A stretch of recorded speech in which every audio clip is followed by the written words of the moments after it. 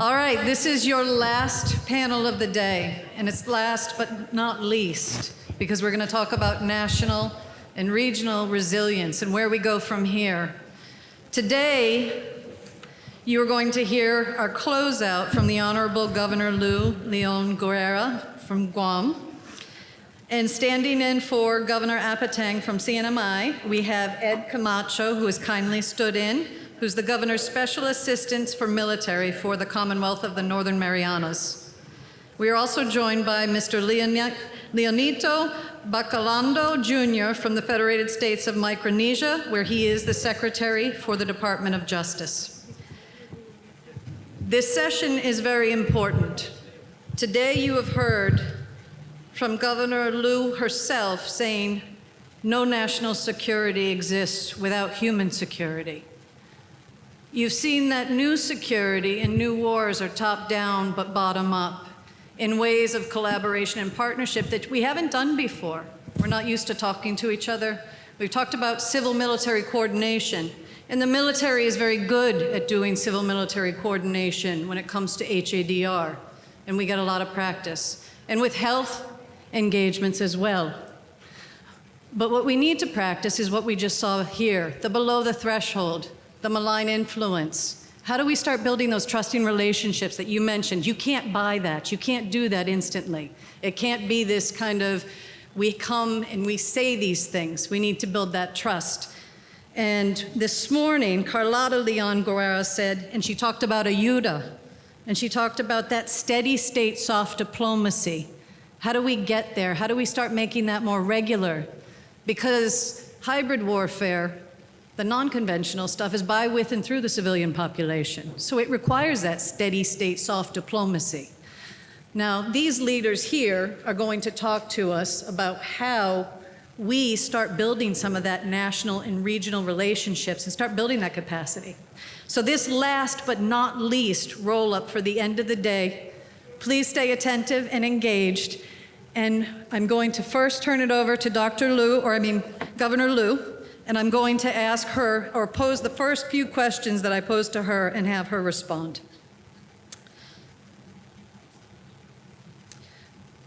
Ma'am, how does Guam's unique position in the Indo-Pacific shape the role for both the U.S. territory and as a regional partner in diplomacy and security? What opportunities exist for Guam to serve as a bridge between the U.S. and the rest of the region, particularly in advancing humanitarian and health partnerships? And how can Guam leverage civilian institutions, that civil-military coordination, such as in the areas of healthcare, education, and local governance, to reinforce regional partnerships beyond military collaboration? Thank you very much for those questions. And you know, as I was thinking about how should I respond to those questions, I respond to this way. We are an island Pacific in the blue ocean, and our oceans connect us. We may be miles and miles away from each other physically, but we're connected by our waters.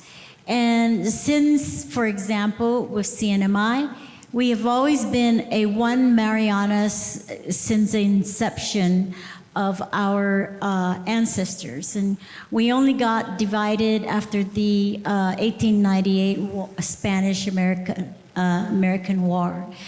But during those times that we were united, we traveled with each other. We went from island to island, visited our families, and so forth.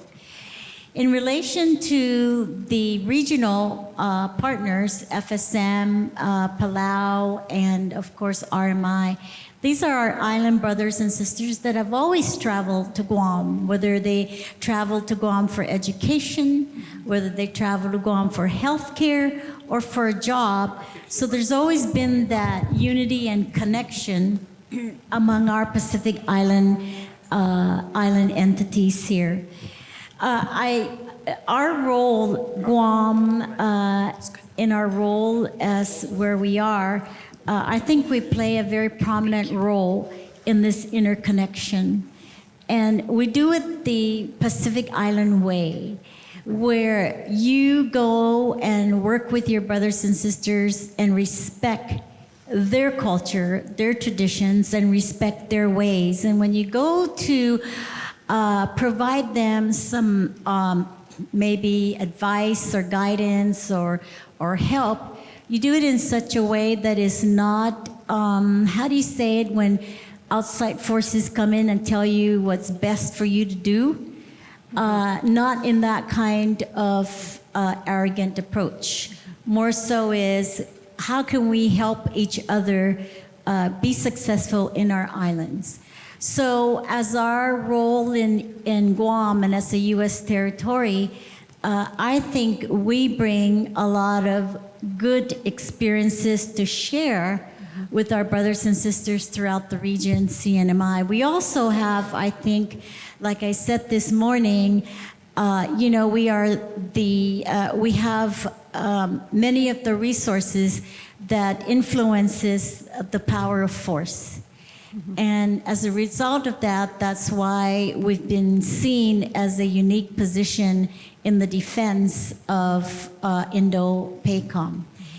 And so when we look at all of this, we look at it in a very comprehensive ecosystem way in helping our brothers and sisters. Institutions that we have that help them, of course, and that we share is our educational system, our healthcare system, even federal aid and federal government assistance. Now our COFA citizens have opportunities to take advantage of all the federal aids that we had once. Now they have, by the COFA agreement and by law, are able to participate and take part of that. And all of that, I think, is to help lift each other up and be successful. This was also it's very evident also in how we help each other and how we use our positions to lift other people, other islanders up during the pandemic. And also during disasters and typhoons, where in Typhoon Mawar, Palau and FSM and CNMI and RMI brought their people to Guam to help us recover. Just like we also send our people to their various islands to help them recover. So it's not a new thing. This is something that's been happening since day one of our existence in this part of the Pacific. And so maybe what has encouraged and advanced it is maybe more expansion of those and the opportunities to have quicker access to our islands through air and, of course, transportation and so forth. But our challenges are the same. Our challenges are very common. We, of course, are fighting against the effects of climate change. Workforce development is a big issue with us that we all work together to try and address. We have great opportunities and forums that leaders go to discuss this and make initiatives to help it. For example, the Micronesian Islands Forum, which is represented by all of the FAS and also CNMI and even Nauru and Kiribati. And so there are many of these kinds of forums where all the leaders get together and experience and share the good things about each other, so how we can help each other be lifted up. And of course, recently the Pacific Island Forum for the South Pacific Island nations and sovereign nations. And we've just become an associate member of the Pacific Island Forum. And we're excited to also partner with our South Pacific brothers and sisters to see how we can, again, promote that kind of familial attitude and friendship with each other. Thank you very much, ma'am. All right, Ed, I'm moving on to you. Stepping in for Governor Apatang, From your perspective, what is the most pressing priorities for your nation when it comes to regional collaboration? And then can you share examples of successful partnership programs, whether they're in disaster response, health, or education, that could serve as future model for collaboration? And how do you envision balancing sovereignty and opportunities and responsibilities of enhanced interoperability with regional security matters? Okay, I'm going to do my best. I'm really not sure whether to sing karaoke every time I grab a mic, but because happy hour is soon upstairs, I'm going to try and make this quick. But first of all, ma'am, thank you so much for having us to come here and be part of this forum. I really appreciate the fact, because what this is doing to us is giving us the opportunity to see what could happen to the Northern Marianas, right? And with all the struggles you've already gone through from Guam, here in Guam, with all the military build up, all the activities, I'm sure there are lessons learned out there already that you can share with us. And I'll work with the agencies as much as I can, your departments, and see where we can actually learn from those, I don't want to say mistakes, but those struggles, so we won't have to repeat the mistakes you actually, I said mistakes. I said I didn't want to say mistakes, but I said there are probably some. But the struggles, the challenges that Guam experienced, we don't need to repeat that on Saipan. But Hapaday, Tirawami, Kasalele Michael from Ponape, right? FSM.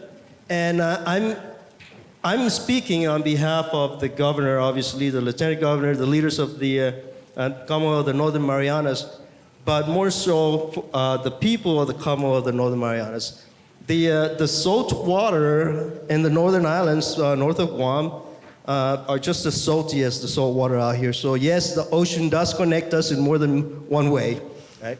But I like for the first question again to be asked, because there's a word there that struck out. Okay. What are the most pressing priorities for your nation when it comes to regional collaboration? Okay, all right, so first of all, that word nation, the United States of America is our nation, right? We are a commonwealth of the Northern Marianas. So I just want to make that clear to everybody that we are a commonwealth and our nation is the United States. So we are part of the homeland also. So yes, when we talk about part of the homeland, some of the most pressing things that are affecting this part of the homeland, which is normally forgotten, right? Very few Americans know that the Northern Marianas exist, right? As a Commonwealth of the United States, as a Commonwealth of the Northern Marianas. And you know, when you're small, a lot of people don't really listen, right? So, right? I feel that physically, personally too. But let me try this. Some of the pressing concerns we have. We can talk about the economy, very pressing. We can talk about our healthcare, all of our aging infrastructure. You know, you name it. We have issues. The United States and the Commonwealth of the Northern Marianas were engaged after 1945 when we ended World War II and began 80 years of peace. We got engaged. I think we were dating for those years. And then in 1976, that's when we got engaged. And then we signed we did a holy matrimony. I think we call that the covenant, right? Which got approved and ended the trusteeship. President Reagan did that. And in 1986 is when I became a U.S. citizen, right? So we are a young commonwealth, a young part of the United States. So the pressing concerns and issues we got again are the ones that I listed and a whole bunch more, right? Aging infrastructure, our healthcare.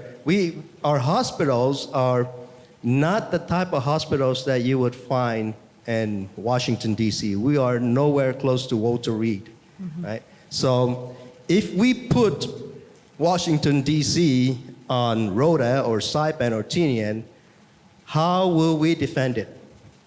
How we will take care of our people in the Washington, D.C. of Saipan? We have a Capitol Hill. That's where I work out of. But it's on Saipan. Now, I'm looking around, and we are preaching to the choir here, you know. All of you guys are right on. I want to thank Admiral Lasky for telling the gentleman that he loves the Army, as I am a retired Army, and I do a lot of, that kind of like, oh my God. But I feel a lot of the concerns that people have here on Guam. We probably feel it doubly, triply, if anything, in the Sinamai. The thing that hurts us the most is when we see, I'm going to use Tinian as an example, 2/3 of the island getting improved and getting, you know, all the things built up, and yet we're forgetting the 1/3 of the island where the population live. We got to build their schools. We got to build their hospital. They don't have a hospital on Tinian, but we got to build a lot of those things up to make sure that, you know, we're taking care of our fellow Americans that are living on these islands. It is sad when I, as a veteran, I have to spend so much money to fly just to Guam to get meds, pick up my meds, right? Because we don't have that Veterans Assistance Program out there in the Sinamai, and we need to. So I'm going to ask all the folks in uniform to retire on Saipan so we could use all your voices to fight for our veterans affairs and to get our veterans helped out there. With your voices, don't wait to retirement. Start now. Start asking for us on our behalf right now. So like I said earlier, there are so many pressing things, and there's a whole bunch. We are not a third world country. We are part of America. Right? We just happen to be out here, and when we use the term the tip of the spear, you know what happens to the tip of the spear when you hit titanium wall? I don't want to go any further, all right? But you know what I'm saying. You know what I'm trying to say. So we got to make sure we keep sharpening that spear and make it harder, make it more powerful, right? And since we are the homeland, part of the homeland, this far out into the Pacific, would you really want to fight the war on your homeland? Right? You want to take that battle, that fight out, if you need to fight. If you need to fight, take that battle out. We've seen World War II already. I personally didn't, but I read so much about it. My mother saw it, my grandparents saw it, and they tell me horror stories about it. They wished, before my grandparents died, that we never had to see that again. Guam saw really, really bad experience really, really bad of World War II. We don't need that again here on our islands, right? If we need to fight, it's got to be out there somewhere. Take the battle out there. Take the fight out there. And it's going to seem like we never even fought over here. And then we will win over here because we never fought over here, right? There's so many things in my mind right now. I can go on and on, but I promise you guys I'll keep it short because of the happy hour soon. Thank you. Okay, Mr. Bacalando, from a legal and governance perspective, what frameworks are most critical to ensure regional agreements and partnerships are implemented fairly and effectively? How can legal institutions across the region support greater interoperability in areas such as HADR, maritime law enforcement, and strategic health initiatives? And what lessons has your justice system had in navigating external partnerships while protecting sovereignty and rule of law in these areas? Thank you so much. And before I answer the questions, I think you asked all the questions that you asked me to prepare. My respect to you, Governor. Thank you so much for organizing this forum. We really appreciate it. Thank you for inviting us. President Simina sends his regret. He wanted to join, but he was caught up with this PIF leaders meeting in Honiara. We just finished that meeting, and we're here, but he had to prepare also for the UNGA. But we're here. There is a good delegation from FSM that is joining you here in this forum. Thank you so much. The matters of security and defense come under the Department of Justice.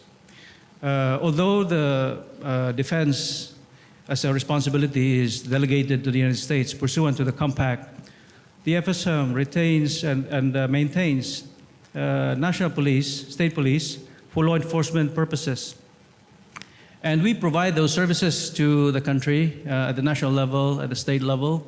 Of course, with the assistance, a lot of assistance from our partners, especially the United States.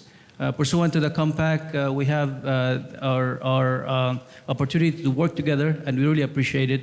And as President Simena has consistently stated, we are committed to fulfilling our obligation under the compact.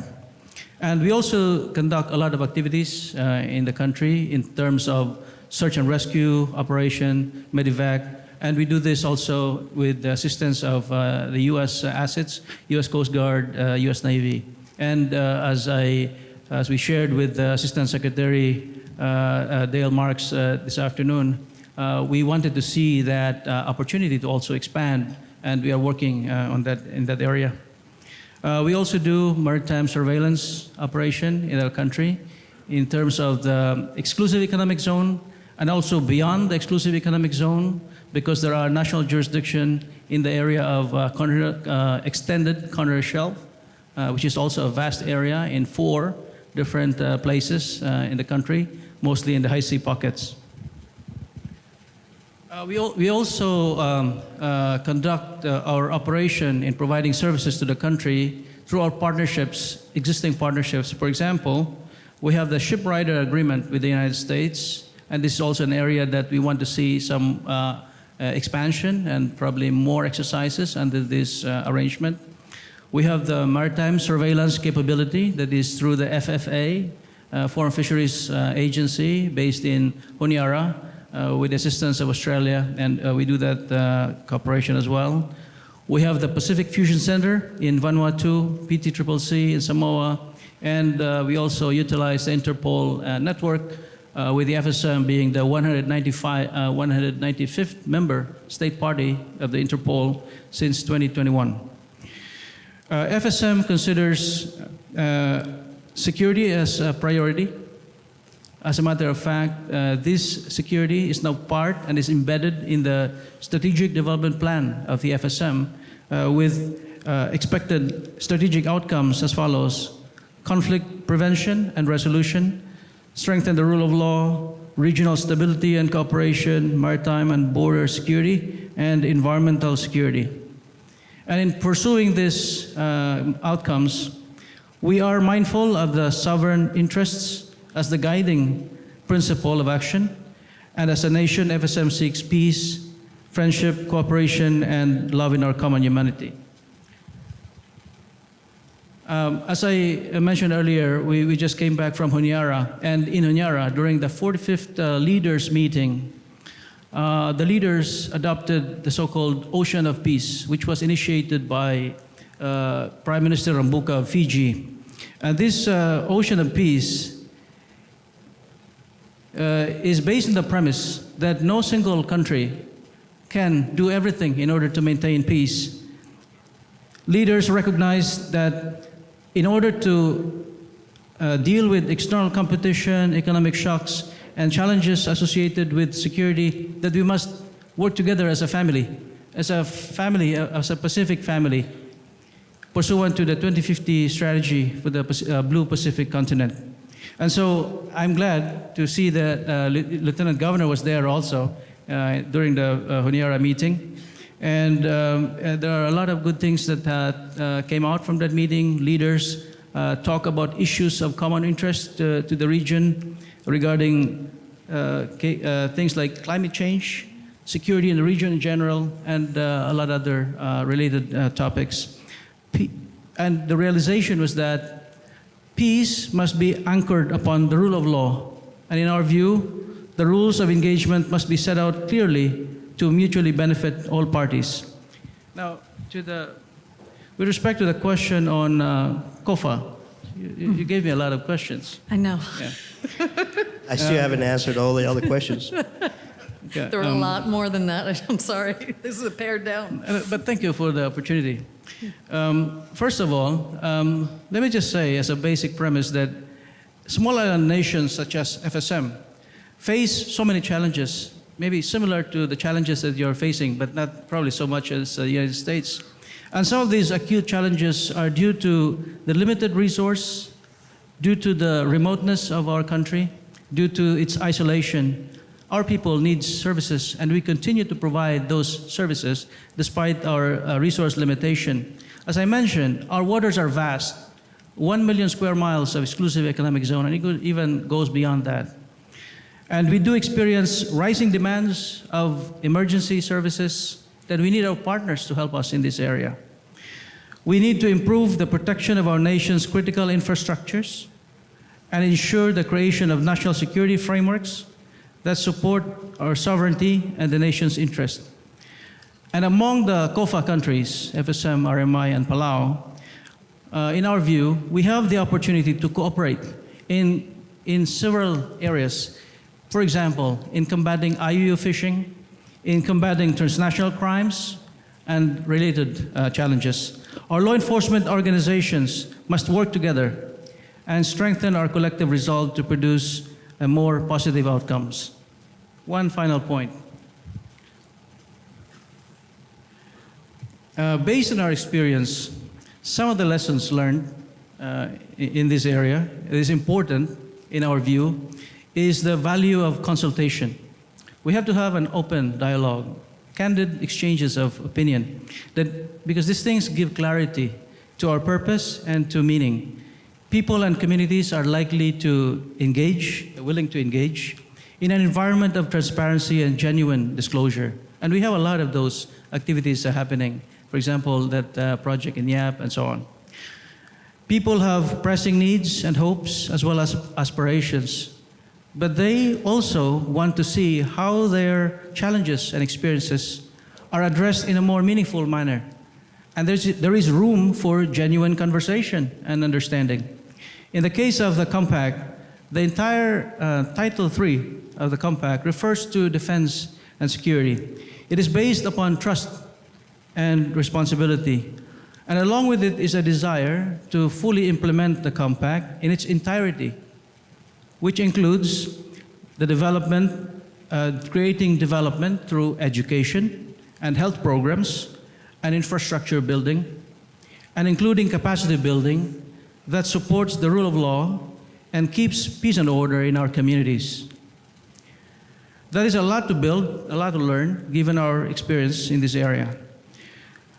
Another point is that the rules of engagement must be clarified and simplified. It makes our job easier because we have the national government, we have the state government, so many players at the table. We need to understand what the roles are and even the roles under the Compact. A couple more items that I wish to raise along with in the line with the partnership. First one is, as I mentioned, the common interest that we're facing. Climate change is an important issue. It is perhaps among the greatest challenge of the day. In the Pacific region, as a Pacific family, we've had several approaches and several options that we consider in terms of addressing climate change. Among the effects of climate change is the sea level rise. And in our experience, based on international law and domestic law, we try to address the issue of sea level rise in terms of our maritime boundaries by making the boundaries permanent. And in 2021, the Pacific Island Forum leaders decided and made that declaration that the maritime boundaries shall remain permanent, notwithstanding sea level rise. Now, of course, that's a lot of process to consider. We have to amend our treaties, and we have to renegotiate our treaty with our neighbors in order to incorporate that understanding. Now, under the Compact, there is also, it allows for FSM citizens to travel to the United States, stay there and for an indefinite period. According to our statistics, there are over 30,000 people, 30,000 FSM citizens that travel to Guam alone for varieties of reasons, study, family visit, etc. That's starting from 2020 up to the present. And just this year, we have about 10,000 people, citizens, that traveled to Guam for various reasons. There's a lot of human interaction between our communities, between our countries. And one of the effects of this would be the brain drain. And so we're hoping that through this partnership that we're able to reverse some of the negative effects of brain drain. A human resource is such a precious resource. It's not in abundance. We are having issues in our community, and so we have to, hopefully, we'll have common solutions to that kind of issue. And we hope that this partnership that we have to the COFA, it will have that effect of addressing that issue. How? Perhaps that's where the conversation should begin. Thank you. Thank you very much. Okay, I'm going to ask you all one last question before we open up for a few questions from the group. And you have assembled here about 500 people from all aspects of governance and society. So I'd like each of you to tell us what you would like to come out of this forum in terms of emerging from this forum for partnerships in the region so that we have some actionable steps as we finish tomorrow afternoon. So setting everybody up at the end of the day for what our marching orders are for tomorrow. Whoever'd like to take it first? I think what we should take away here is, of course, the ability to network and the ability to collaborate and the ability to communicate with each other and the ability to make sure that we do what we need to do to keep our Indo-PACOM area free and protected, peace and prosperity. I think that's, of course, what the purpose is here, is to talk about what are the ways that we can do to make that happen. And whether we have to look at rules and regulations from the federal government that we need to maybe modify and change to make that happen, or ways that we can continuously access each other's islands to be able to do face-to-face meetings and to be able to discuss these in a much more detailed way, to be able to maybe create some kind of regional organization where we can freely meet and discuss areas of commonalities, areas of issues, areas of concerns, and how the United States can play a role in that. And so whether we leave here and we make an initiative to maybe research that kind of organization and what would be the conduit to do that, how do we do that? We do have, like I said, various leaders' conferences and forums that we get together. But maybe just us here in this region, along with maybe representation from the United States. I know COFA agreement, you negotiate with the United States, but how do you continue that relationship with the United States to make sure that whatever the agreement says is being followed? With Guam and CNMI, we have more of a presence of the United States because they are a Commonwealth and we are a U.S. territory. But with the COFA states, they are island sovereign nations. And so they deal in a different level of relationship because you have foreign nations to the United States. So how do we bring all of us together and maybe be able to freely more work together without much regulations that kind of limit us to be able to do things together? Even if we just say, hey, let's just hire somebody to kind of research how this kind of organization would develop. All right, thank you. Can I take on the... Would love it if you did. Governor, those are beautiful words and of inspiration that we can actually look forward to. I was very rough earlier. I'm going to calm down a little bit and kind of answer the last part of the question you asked me earlier in line with what we can take from this forum. This is really, really good forum.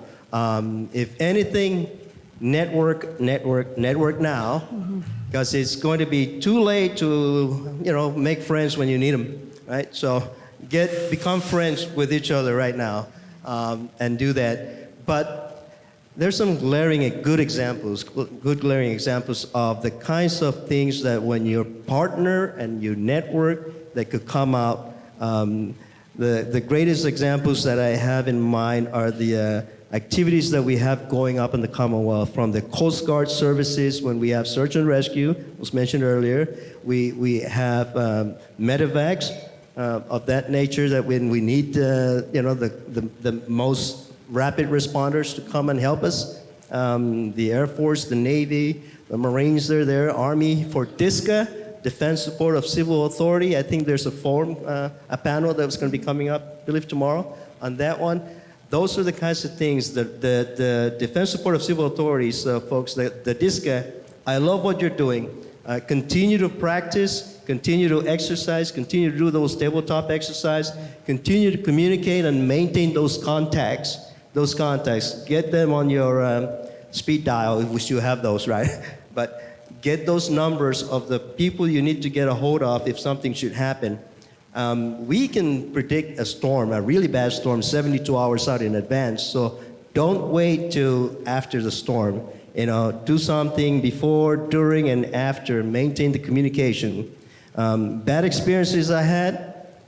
We had a typhoon, Pongsonghua it was, I believe, and I was making communications during the typhoon, and I was talking to people at Anderson, and the comms just went out. It's like I lost them. I said, uh-oh, that's got to be a really bad blow right there, right? And it took us weeks to get those comms back. So good thing our Homeland Security folks, our emergency management folks also has sat phones. So they started utilizing the sat phones, calling all those other numbers that they could reach, and we were able to communicate within a few days, right? Then another storm, when my wife was living at the Cliff Hotel, I believe, at the time, she was going to school at the University of Guam, and I was on Saipan taking care of the kids. The wind was blowing so hard, and I could hear it in the background, and all she said, the last words I heard from her, "Pray for us, we don't know what's going to happen." And then, sure enough, they were running into the bathroom, and then the sliding doors just blew out, right? And I believe she was on the 9th floor. So that was bad. So those were the last words I heard of her. You could imagine what I felt days without communicating with her, right, after that. So yes, please maintain the communications. Find ways to do that during the storm, because it's hard if we lose comms.